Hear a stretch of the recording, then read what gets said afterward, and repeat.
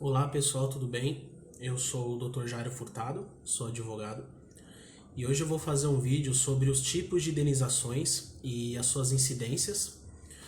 Vai ser um vídeo bem simples, tá? Bem rápido, apenas para que vocês saibam quais são os tipos de indenizações que vocês possam pedir em eventual ação judicial.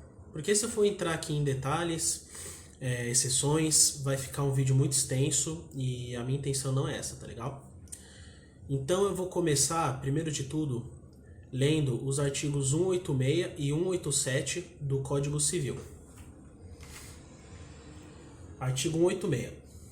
Aquele que, por ação ou omissão voluntária, negligência ou imprudência, violar direito e causar dano a outrem, ainda que exclusivamente moral, comete ato ilícito.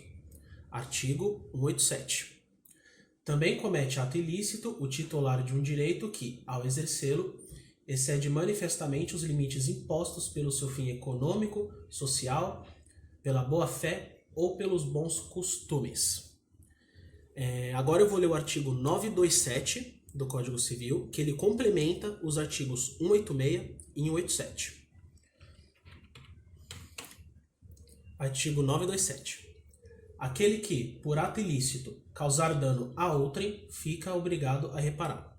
Pois bem, a gente pode observar então que na lei nós temos aí uma previsão de que se uma pessoa lhe causar dano, ela deve reparar. Simples. Então agora eu vou começar falando da indenização dos danos materiais, tá legal? A indenização por danos materiais ela é baseada na responsabilidade civil, que foram os artigos que a gente leu agora, e é a garantia por lei que prevê que uma vítima ela tem direito de ser reparada por algum prejuízo que alguém a causou. Esse prejuízo sendo então material, certo? Só que existem duas formas de se calcular esses prejuízos. São os danos emergentes e os lucros cessantes. O que são os danos emergentes? É o dano que acontece ali na hora, tá? É o prejuízo que pode ser calculado de forma simples. Por exemplo, você estaciona o seu carro num lugar próximo de algum condomínio e algum objeto cai desse condomínio estragando o seu carro. Nesse caso, o condomínio, independente da culpa, ele é obrigado a reparar os danos que você vai ter reparando o carro. Simples. Agora, lucros cessantes, vamos supor que nesse exemplo que eu dei do carro, a pessoa, a vítima que teve o carro quebrado, fosse motorista de Uber. Imagina o quanto de dinheiro ela perdeu por não estar trabalhando. Então, além desses lucros em consertar o carro, a lei diz que a pessoa que causou o dano precisa pagar também os lucros que a pessoa eventualmente perdeu, certo? Além disso, se essa vítima ela sofre algum tipo de lesão, o autor da conduta ele também terá que pagar pelas despesas médicas, de tratamento, enfim, tudo que a pessoa gastou por ela ter sofrido essa lesão. Tá legal? Além disso, se essa lesão a impediu de praticar a sua profissão, o autor do fato também ele vai ter que te indenizar por uma pensão equivalente à diminuição que você teve. Ou até, se você ficar impossibilitado de trabalhar, um valor de pensão mensal pelo que você deixou de lucrar. Tá legal? Agora, para encerrar esse tópico de indenização por danos materiais, se o autor de um homicídio ele foi condenado na esfera criminal, além da pena prevista no Código Penal, ele também terá que pagar as despesas de funerária da pessoa vítima desse homicídio. E também pagar pensão para alguém que eventualmente era dependente da pessoa morta. Tá? Agora eu vou começar a falar sobre os danos morais. Bom, os danos morais, também acredito que não é nenhuma novidade para muita gente. É aquele tipo de dano que afeta o seu pessoal, o seu psicológico, a sua moral, a sua imagem, a sua honra. E nesse caso não tem um valor para ser calculado. Isso daí vai ser decidido pelo juiz. Você pode até pedir numa ação um valor ali de danos morais, mas no final quem vai decidir é o juiz. Inclusive, uma coisa que eu vejo muito é que os juízes agora, eles raramente estão dando danos morais ou dando valores consideráveis de danos morais. Eu vejo valores bem baixos e às vezes eu vejo o juiz nem aceitar uma indenização por danos morais. Por quê? Porque eles aplicam a teoria do mero aborrecimento ou mero dissabor. Que é isso? A pessoa apenas teve um aborrecimento, nada que afetasse a sua honra, a sua imagem, a sua moral. Infelizmente eu ando vendo muito isso, está cada vez mais difícil conseguir um pedido de danos morais, inclusive de valores altos. Realmente está algo bem abaixo do que as pessoas acham, né? E uma última observação é: aquelas pessoas que ofendem redes sociais, elas podem ser processadas por danos morais, tá bom? Não acha que a internet é uma terra sem lei não, porque não é assim que funciona. Bom, continuando agora, vou falar sobre a teoria da perda de uma chance, tá? Essa teoria da perda de uma chance, ela foi desenvolvida na França, perte d'une chance, na década de 60 e também foi usada bastante pelos italianos. O que significa essa teoria da perda de uma chance? Se origina a partir de uma oportunidade perdida, só que precisa ser algo comprovadamente, explicitamente provado que você perdeu essa chance por causa da conduta de alguém. Não pode ser apenas uma chance remota, algo difícil de perceber que você perdeu por culpa de alguém. Tem que ser algo bem claro, tá? E a primeira vez que isso ocorreu, ela ocorreu em um julgado inglês e foi o caso Shapley v. Hicks, no qual a autora de uma ação ela estava participando de um concurso de beleza e ela já se encontrava entre as 50 finalistas desse recurso de beleza. Quando ela teve a sua chance de vencer interrompida, perdida, por causa do réu.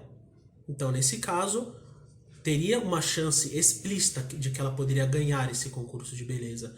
Só que por causa da conduta lesiva do réu, ela não conseguiu. Nesse caso, pode ser aplicada uma indenização pela perda de uma chance. Tá legal?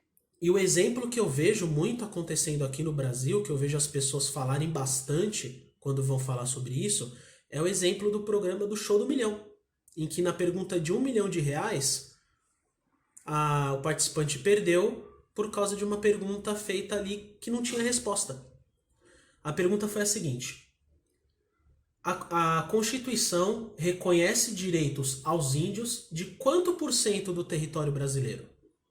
Resposta: 1, 22%, 2, 0,2%, 3, 0,4%, 4, 10%. Essa resposta de 10% seria a correta. Só que o problema aí foi o seguinte: a Constituição ela não dá uma porcentagem de terra para os índios. Não existe isso na Constituição. Não existe. O que a Constituição protege, o que diz a Constituição é o seguinte: reconhece a proteger a organização social, costumes, línguas, crenças e tradições e os direitos originários sobre as terras que tradicionalmente ocupam, competindo à União demarcá-las, proteger e fazer respeitar todos os seus bens. Não existe porcentagem de terra de índio, então era impossível responder essa pergunta. E depois a pessoa que estava lá no programa processou, entrou com uma ação e ganhou, né? Então vocês têm que ver que não é algo remoto, tem que ser algo explicitamente ali que perdeu uma chance. Não tem como ficar inventando coisa que não vai dar certo, tá? Agora eu vou falar sobre dano estético. O dano estético é a beleza da pessoa e ela é protegida pelo ordenamento jurídico, tá? Nesse caso, eu vi recentemente um caso de uma briga entre duas pessoas e uma moça jogou ácido na cara da outra. A mulher ficou toda deformada, perdeu o cabelo.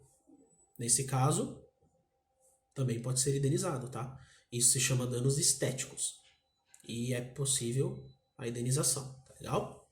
Inclusive com os tratamentos que a pessoa vai ter para tentar reverter um pouco o estado que ela ficou. E por último, só para encerrar o dano estético, é tanto na ação de alguém quanto na omissão também, tá? Agora, para encerrar, eu vou falar sobre mais dois tipos de indenização, tá? Bem rapidinho, que é o dano existencial e o dano social. O dano existencial ele foi desenvolvido nos países europeus e um caso hipotético, tá? Para que vocês entendam esse dano existencial. É algo que atrapalha a sua expectativa de vida. É algo, você tinha um plano de ter uma certa vida, uma forma de viver e ela é frustrada. Vou dar um exemplo para vocês, tá? Uma menor de idade que ela queria ser missionária de uma religião, só que ela acabou sendo vítima de estupro. Nesse caso, da pessoa ser incapaz, ela precisa da autorização do seu representante legal para conseguir a legalização do aborto, no caso de estupro. Só que esse responsável, ele não quis dar a autorização para ela conseguir o aborto, certo? Nesse caso, todo o seu plano de ser uma missionária de uma igreja, a vida que ela queria ter, foi frustrada por causa que seu responsável, ele não quis dar autorização. Tá? Esse é um exemplo só para vocês entenderem mais ou menos como que funciona isso. Outro exemplo de dano existencial acontece bastante na esfera trabalhista, em casos trabalhistas, em que o empregador ele dá uma jornada extremamente ofensiva pro empregado e isso acaba atrapalhando a sua convivência com a família, a sua convivência com os amigos. A pessoa ela perde a vida por causa de uma jornada extremamente excessiva. Então também nesses casos é aplicado indenização por dano existencial. E por último, o dano social, que ela é uma modalidade de dano reparável, que é o seguinte, ela se distingue do dano material, moral, estético e existencial. Ela decorre de comportamentos reiterados que causam um mal-estar social, causando um rebaixamento na vida da coletividade, tá legal? Então era isso que eu queria passar para vocês, tá bom? Vocês podem ver aí que existem várias formas de vocês serem indenizados. Se vocês se sentiram prejudicados por alguma coisa, seja materialmente, moralmente, enfim, qualquer tipo de prejuízo, saibam que existem formas de vocês serem indenizados, tá bom? Não deixem isso pra lá. Procurem seus direitos, tá legal? Vou ficando por aqui. Até mais e obrigado.